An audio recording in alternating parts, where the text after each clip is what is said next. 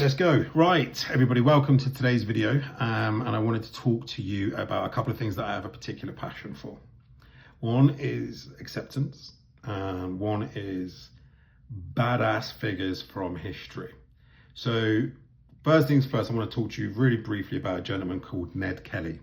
He was an Australian bushranger that was the leader of a gang called the Kelly Gang in Australia.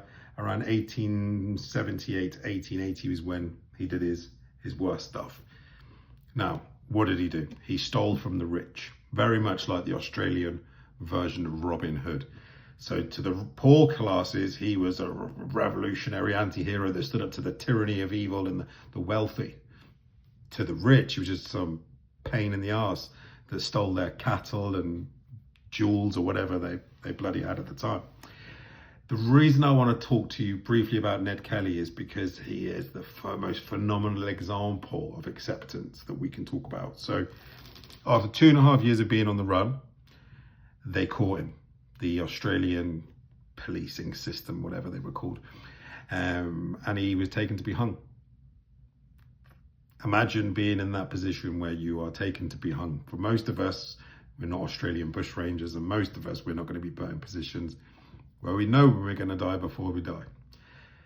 Now, they said to him what they say to most people, I imagine, when they're going to hang people: what are your last words? If he was a religious man, he may have begged to whatever God he followed to absolve him of his sins and open up the gates of heaven. Or he may have begged for forgiveness, begged for his release, begged for his freedom. Now, having not been around in 1880, I can't say for sure what the intentions were of the people who caught him. But I imagine if you've spent 2.5 years trying to catch somebody, you really want to see them beg. Because then effectively, not only do you take the person's body, but you've kind of broken their spirit too. And you can say to the people who adored this fellow, this is your king. This is the person that you look up to. So I imagine if they were as desperate as I think they were, they would have prayed for him to fall to pieces. Now, what did Ned Kelly do? What could he control? Nothing, right? He was about to be hung, outside of his control. The only thing he could control was the way he reacted to it. So when they said to him, do you have any final words? He said, such is life. When I heard that story for the first time, I thought there is nothing more badass than being able to stare your fate in the face and accept it.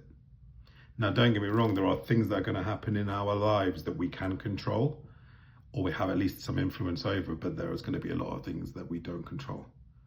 Now, if we could borrow some of that energy that Ned Kelly had to things that happen in our life that we must accept, bushranger or not, we're definitely going to be more badass about it.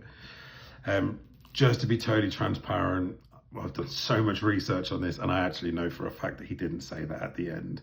But I think I speak for everybody when I say we'd all prefer to live in a world where that's what Ned Kelly did say.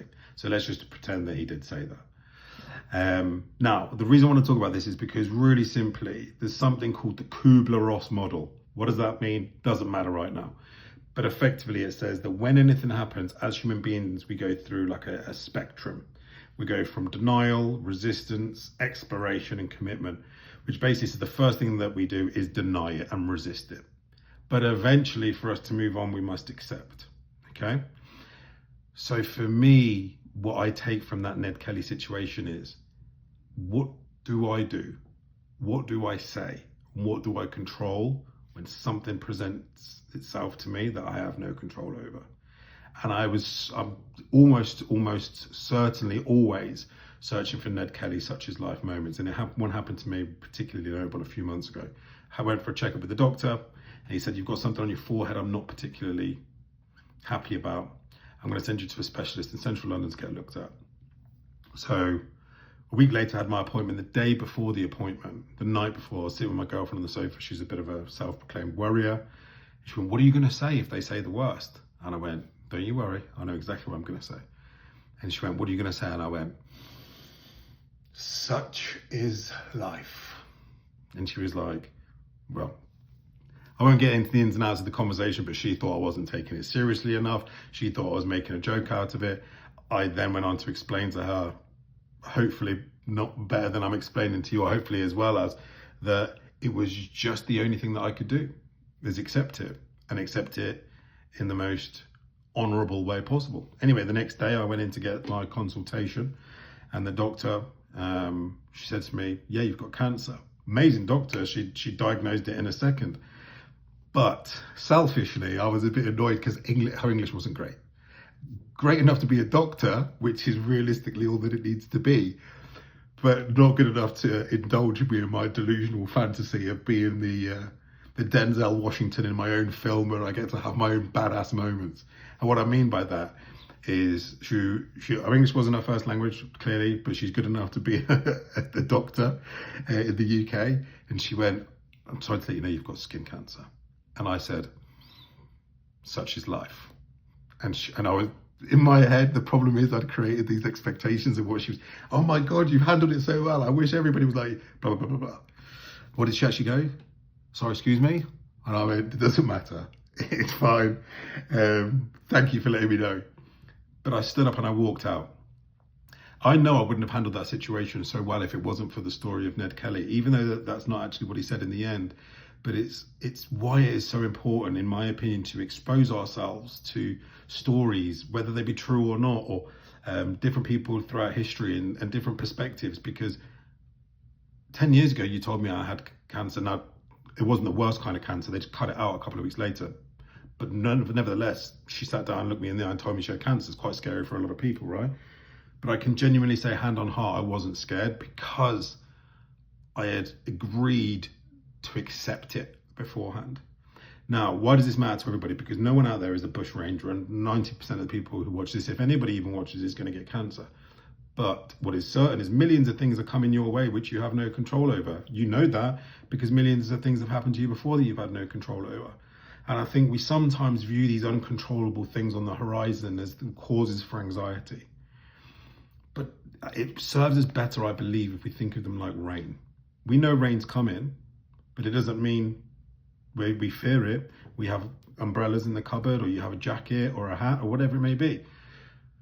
So if you know that these moments are going to be coming your way and you have zero control over them coming, and you have zero control or influence over the instance itself, the only thing you have control over is remembering, such is life.